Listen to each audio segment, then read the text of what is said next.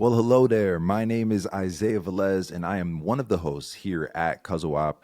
We're so glad you could tune in for episode 84 of CUZZO-OP, where we're going to be diving into something very important. Very important. The Emmys. The Emmys have finally happened, recapping TV after all of what we've talked about when it comes to SAG-AFTRA and the strikes and the things that have played a role with the last year of TV shows in particular. And we're excited to jump in. I'm joined by my co-host as usual. Willie, also known as Arrow. And Willie couldn't remember the fact that we've never done an Emmy episode before. We've done an Oscar episode before, but we haven't done an Emmy one. We usually take these bits of award shows or news and put them in a news format for you. They're called news episodes.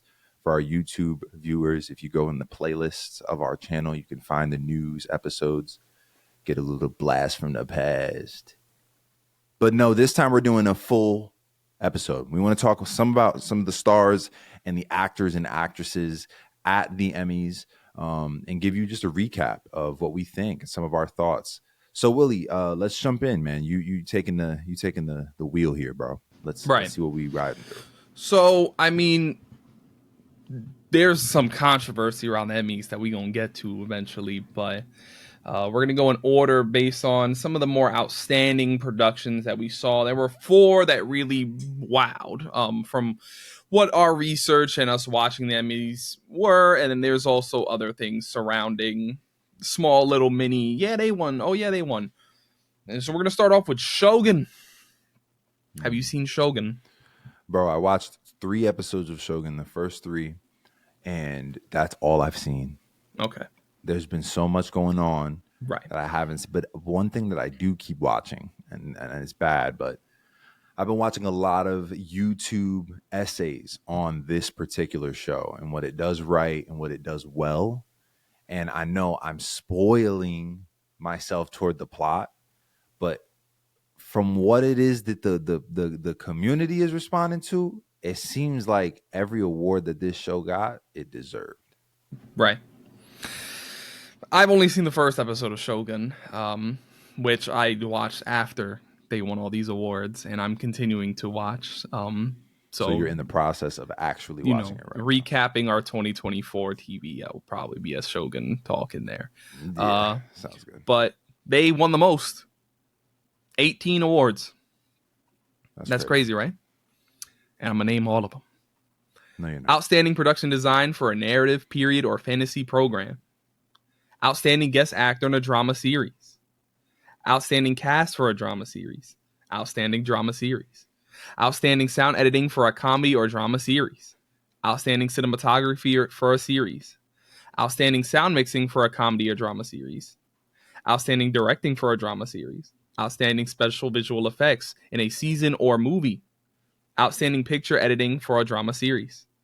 Outstanding stunt performance. Outstanding period or fantasy sci-fi hairstyling. Outstanding main title design. Outstanding period or fantasy sci-fi makeup. Outstanding period costumes for a series. Outstanding prosthetic makeup. Outstanding lead actor in a drama series. And outstanding lead actress in a drama series. 18. Is that 18? That's 18. That's a lot of damn. I can understand why the internet is flipping out over this show. Right. Right. But from the first episode alone, I was stunned. I was, oh wow. This is crazy. For outstanding lead actor in a drama series, Hiroki Sanada is goated, forever goated. Everywhere he pops up, bro. John Wick 4, his 2 seconds in Endgame, the Mortal Kombat movie. I think he was even in the Wolverine. I think it was the Wolverine. He's just great, and so I'm excited to tap deeper into this show to get to know him a little bit more, because he won. Yeah. We also have a lead actress with Anna Swai, and I'm excited to get into her. I think it's cool that they were able to come in for this first season of television and just kind of blow up, do what they had to do. It's a very interesting time for samurai stuff. Yes. It feels like there's a renaissance of samurai content over the Yeah. last few years. Yes. And we're going to see that even continuing into next year. Shout out Pulse 2. And yeah, I mean, it's great. I think I need more. I need more. I think it's because we're in a point right now where the order and the honor that exists in like those types of shows, that's a big thing right now. And the creator of the show knew that, and FX knew that. They knew it was worth throwing the money toward, and it was a really worth it investment and creative endeavor. So it's really cool to see the love that they're getting all the way down to the stunt level, to the makeup level. Like, that's fire. So I definitely want to check it out. 100%. Yeah. We also the guest actor, you know, because there's a lot of names and it's hard to read the names, but Nestor Carbonell. I butchered that name. I do apologize, you know. But we've liked him in other things. He was in Psych for a good bit of time. He So it's was. cool that he gets his little shout. Mm-hmm. So yeah, this drama series category has previously upset me in the past with its winners, but I can't be upset with this particular 18 streak highest Emmy count We because, you love that. know, they cool, man. So I'm excited to continue watching. And again, when we're recapping, I don't think Shogun's going to get an episode of CUZZO-OP this year, but hitting a recap, maybe we'll hit it one day in the future. We'll see. Maybe we'll have something to say about it when we talk Ghost. Right. Um, You got anything else? no, let's move on to the next show. Next in order of wins, right? That's what I'm going with. We got The Bear. Now, The Yeah. Bear has a lot of controversy around it right now. Yeah, It talk happened. about It what happened season last this is year. actually rated on, bro. This is what two. season? Season 2.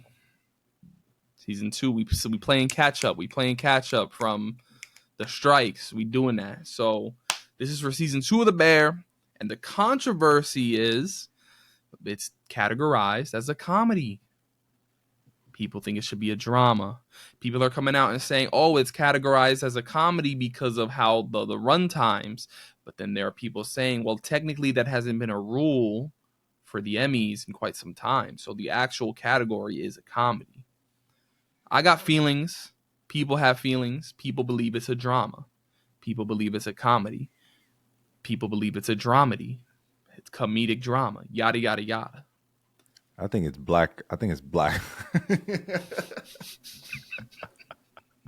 Explain that, please. Explain what you're saying right now, because they need to understand why you said that. We'll come back to this joke when we talk about Baby Reindeer. But yeah, I think that The Bear has this satirical nature to it, in its sense of like, kind of, it's saying something about this realm, this kitchen, this unhealthy industry, this, you know, unhealthy human culture. Like, it has something to say about the dramatics that we go through as people, but it also takes an approach of jokingness, and it's supposed to not like, it's supposed to comedy. What comedy does, this was something that I had to learn when it comes to the idea of even Shakespeare, right? Comedies that you would never think are comedies with Shakespeare. It seems more drama. It seems more of this dramatic story.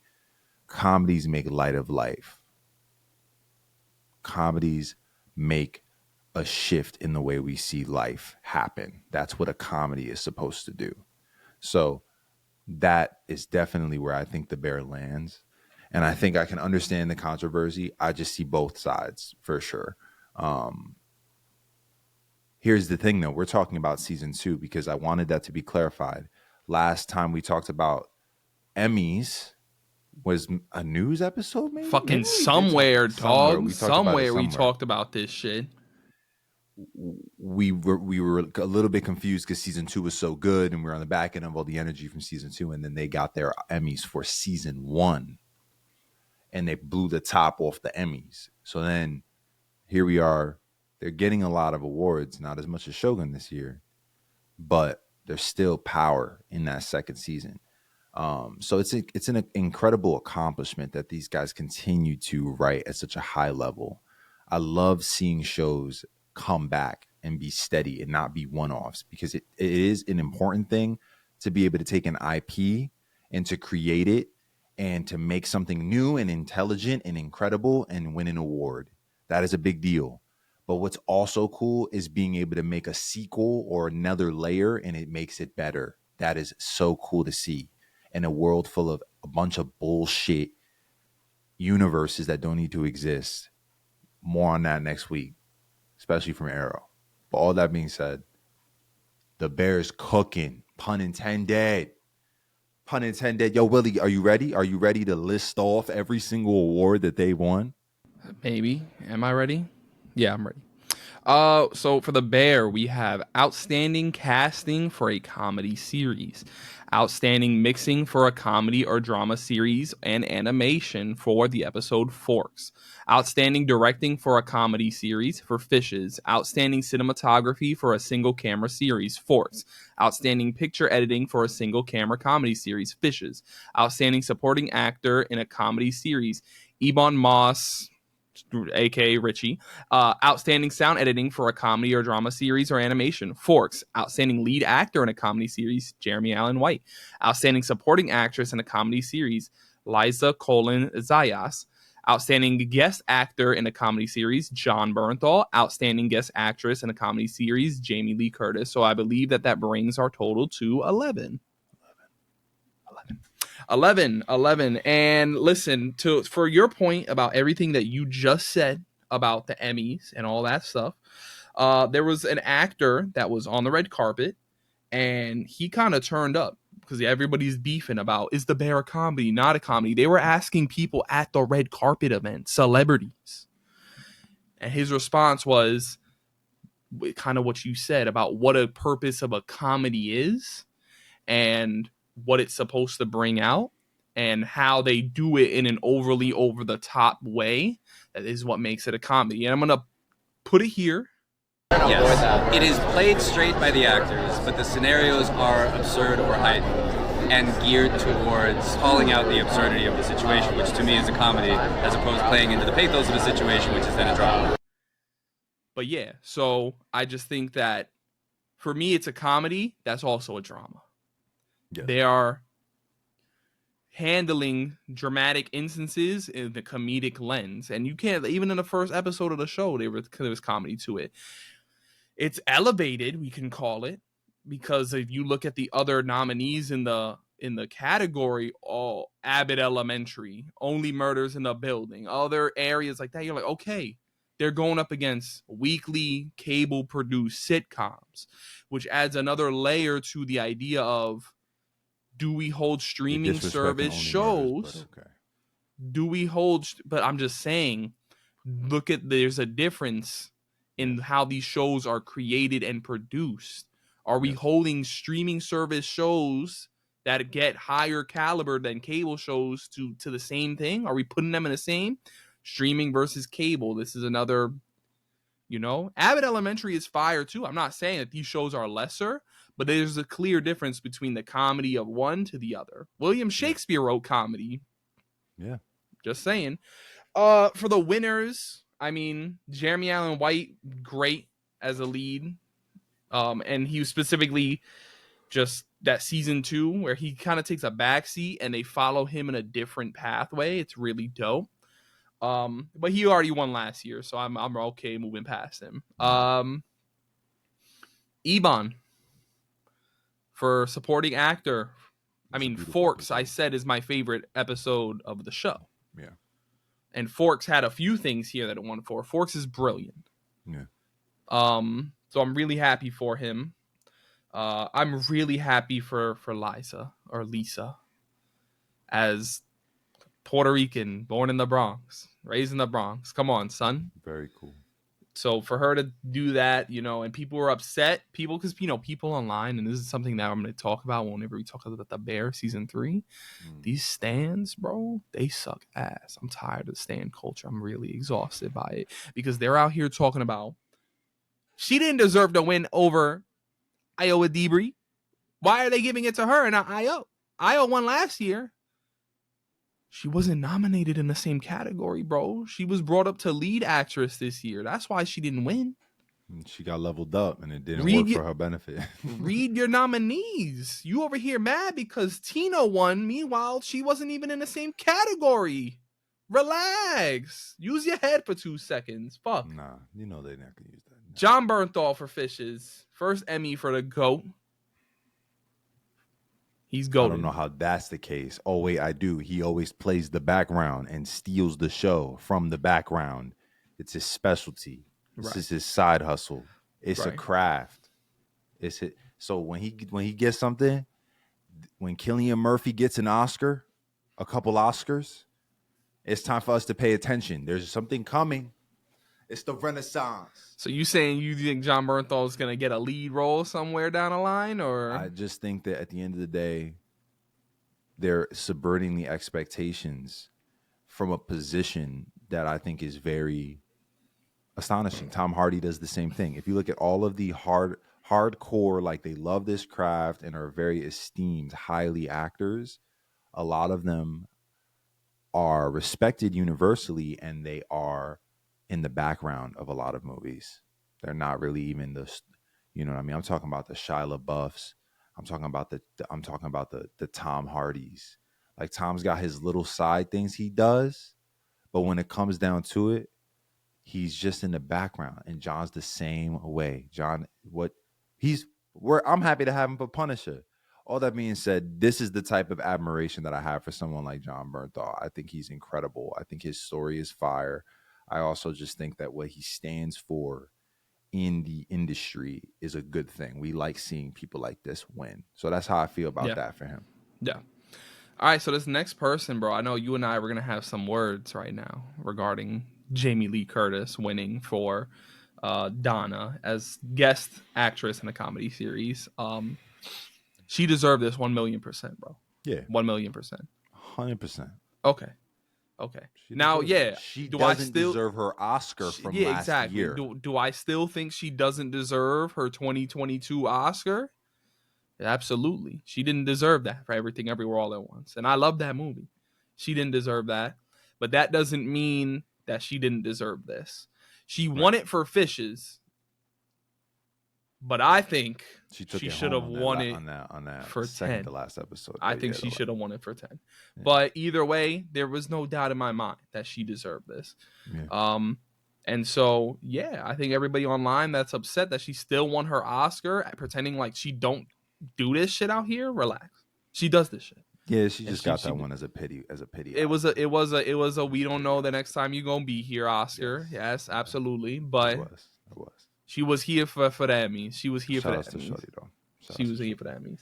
And shout outs to Chris, man, to the stars. You know what I mean? For just winning as directors. They're incredible. What they do is incredible. And I think what we're seeing here also, as we get off of the topic of The Bear, is with season 3, which is getting a lot more negative results or reviews. I'm seeing more about it falling off. I'm seeing more about all these things. I watched the first episode. You watched the first episode, and we felt immense connection, you know what I mean, to that first episode. And it felt like they're taking it to a new space. So if this confidence from winning 2 times is leading them to taking chances, I'm excited to see where they'll go. Yeah, Bear Conversation is happening next week for us. And you know, it's also like you watch season 1 of The Bear and then you watch season 2 and they're different. Yes. And so I'm wondering if that's the case for season 3. Stan culture, like I said, is going to be a huge part of what I talk about when we talk next week. Under God, indivisible. Because it was rough. And so, I think just tap in next week for The Bear season 3. Please. Up next, we're going to move on to Baby Reindeer. Baby Reindeer. You want me to read off these categories for you? Yeah. All right. Do some counting for me, please. Before you do that, let's just say this. This is where the joke about black comedy comes in, because I was like, I think the fact that they call it black comedy is insane. Me personally, I think it's a little interesting. But when did you find out about this? Today, as I'm looking up more information about the show, because we haven't seen the show. This is a British dark, which is also what they also call black comedy. That's supposed to be very, very, very thrilling and well written and well acted. I haven't seen it, but I'm pretty sure people in my family have. and it's a limited series. So it being a limited series, adds a whole nother unique factor to it. Shout outs to Beef. Beef won last year this exact Emmy, if I'm not mistaken. So what were the wins that they got? I want to hear the list of Emmys. Hit us. Outstanding casting for a limited or anthology series or movie. Outstanding picture editing for a limited or anthology series or movie. Outstanding supporting actress in a limited or anthology series or movie to Jessica Gunning. Outstanding limited or anthology series, straight up. Outstanding writing for a limited or anthology series or movie for Richard Gadd. An outstanding lead actor in a limited or anthology series or movie for Richard Gadd. So 6, right? 6. Yeah. 6. 6, man. I've wanted to watch it. I have Sure. heard great things. I just haven't done it yet. Again, this has been a really movie heavy year for me, outside of just like anything else that's not professional related. I've been just frequently diving into different genres and exploring different things of that sort. So movies for me are typically what go for a bit. TV shows is I find myself watching a lot of TV during the fall. Sure. During the rainy days where it's like, boom, I can binge the series. I watched 2 seasons of The Bear last December very fast. I was kind of tight that I had to watch season 3 before December, but I did it. I did what I had to do. And so, yeah, this will just be another one where I'm sure by the time our recap of the year rolls around, I'll have thoughts on. And I think this is overall just for next year. Cheating these TV shows, getting to them faster is going to be important to me after this year of film for me. Yeah. So I'm excited to watch it, especially with these limited. Beef was so great. Yes. And it's like Beef is now going to have a season 2 that drops with new stuff going on. And I wonder what'll happen here. I wonder what'll happen here. So if you notice, anthologies are becoming a lot more normal. When we look at limited series and anthologies, you're getting different storylines from different perspectives. So it's exciting to see a lot of that happening in culture, and we're seeing the awarding happening to those shows too as well. It's interesting. Speaking of interesting, next in the list, I think we had Hacks.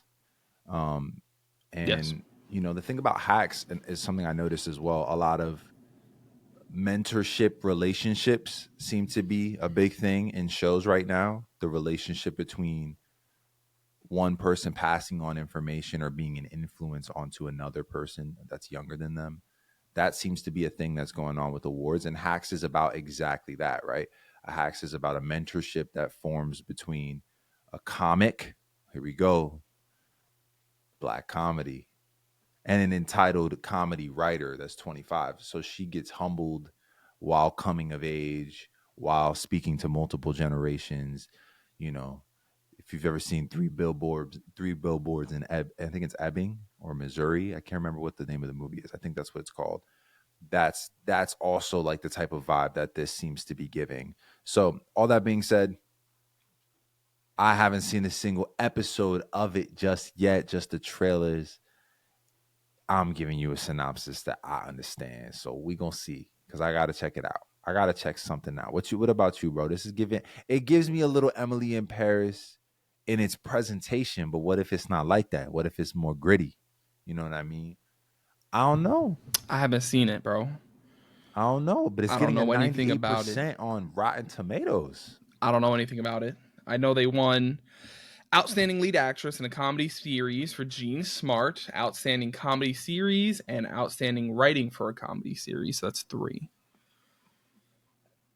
I gotta check it out. It won Outstanding Comedy Series. So even with I recognize, do you even recognize any of the actors or actresses? I have not looked into this show whatsoever. It has Jean Smart in it. Everybody knows she won. Yeah. So, all right. I'm gonna have to check it out. I will have to check it out. Ahsoka won an Emmy. They won for Outstanding Fantasy Sci-Fi Costumes. I saw that. I'll take it. Emmy winning show right there. That's what I gotta say, right? The Emmy Award winning Star Wars show. Woo! Yes. Congrats, bud. I accept. I'm glad that it got it. It deserved it. Ahsoka was one of the special ones in a time when, you know, shit was crazy. I feel like people sleeping on Star Wars. Another one I wanted to definitely mention was for Billy Crudup. He won Best Supporting Actor in I believe it's in a drama. Yeah, in a drama. Heard it. Have you seen The Morning Show? Maybe I might see clips. He plays Corey Ellison. He's the one from that clip I kept posting during the Kendrick and Drake beef. But no, I haven't seen This is a battle for the soul of the universe. Oh, maybe. That sounds familiar. That's him. And he's been fantastic. He has been a force in this show since it came out. And he's one of my favorite characters ever. Like the way people love Chief Hopper from Stranger Things for mad long. Like dudes had mad like crushes on him as a character. This guy is the type of character where it's like, this is definitely the coolest character in realistic terms that I've seen. So I'm happy for him to win.